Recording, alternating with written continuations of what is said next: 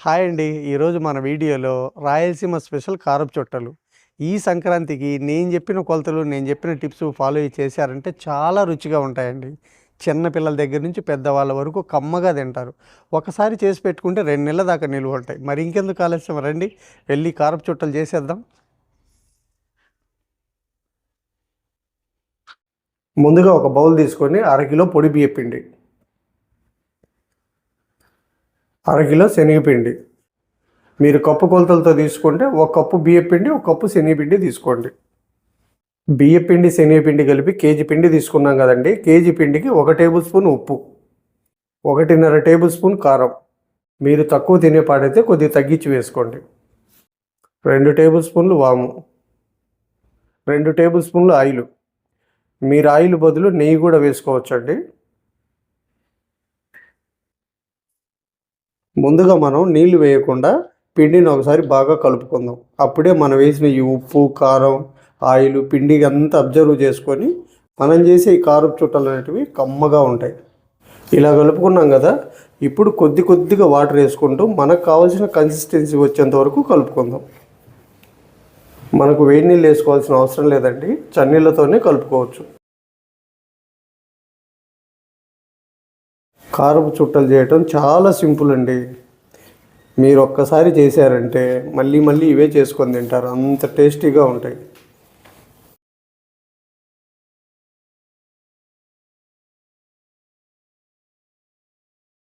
చూసారు కదండి, మనకి ఈ కన్సిస్టెన్సీ వస్తే సరిపోతుంది. మరీ పలచగా కాకుండా, మరీ గట్టిగా కాకుండా, ఇలా సెమీ సాఫ్ట్గా ఉంటే సరిపోతుంది. నాకు ఇలా కలుపుకోవటానికి 1/2 లీటర్ వాటర్ పట్టాయండి. ఇప్పుడు ఈ పిండిని ఒక తడిగుడ్డ కానీ లేదా మూత కానీ పెట్టి 15 నిమిషాలు పక్కన పెట్టేద్దాం. 15 నిమిషాలు అయిపోయిందండి.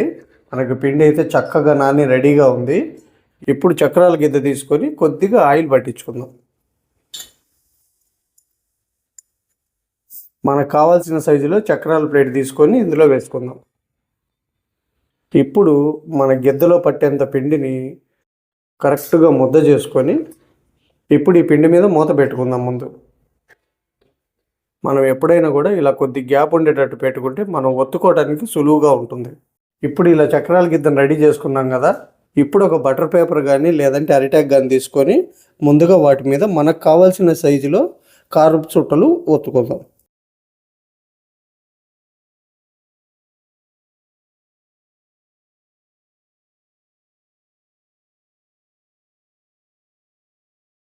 మనకి ఇక్కడ ఆయిల్ వేడైందండి.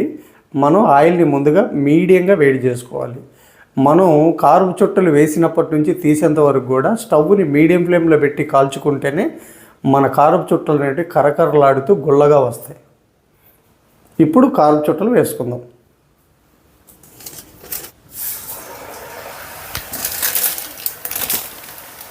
మనకు ఆయిల్లో ఎన్ని పడతాయో అన్ని మాత్రమే వేసుకోవాలి.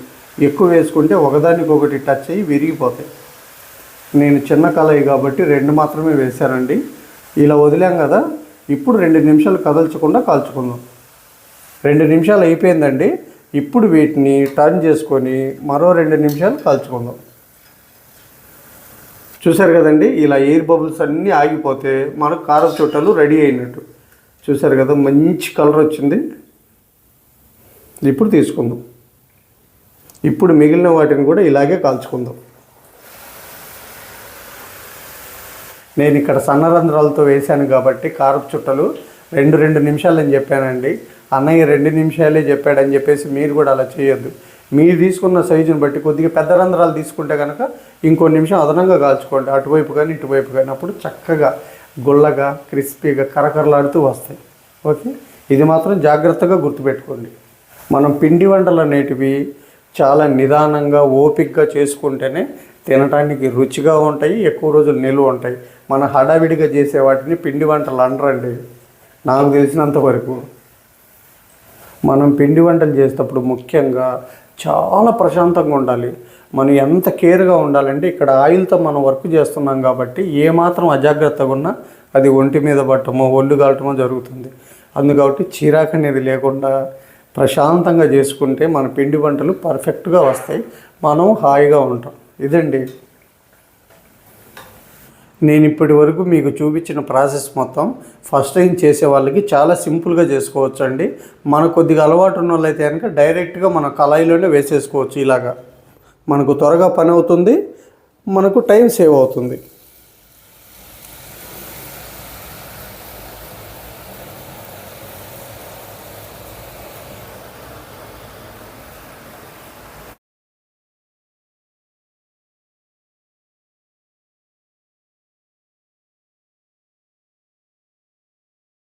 చూశారు కదండి మన కేజీ పిండికి ఎన్ని కారపు చుట్టలు అయ్యాయో.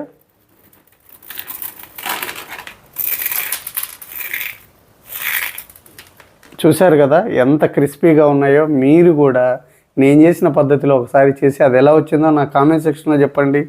ఈ వీడియో కనుక మీకు నచ్చినట్లయితే ఒక లైక్ చేయండి, షేర్ చేయండి, మన ఛానల్ని సబ్స్క్రైబ్ చేసుకోండి. మళ్ళీ రేపు ఒక మంచి రెసిపీతో మీ ముందుకు వస్తా. Thank you.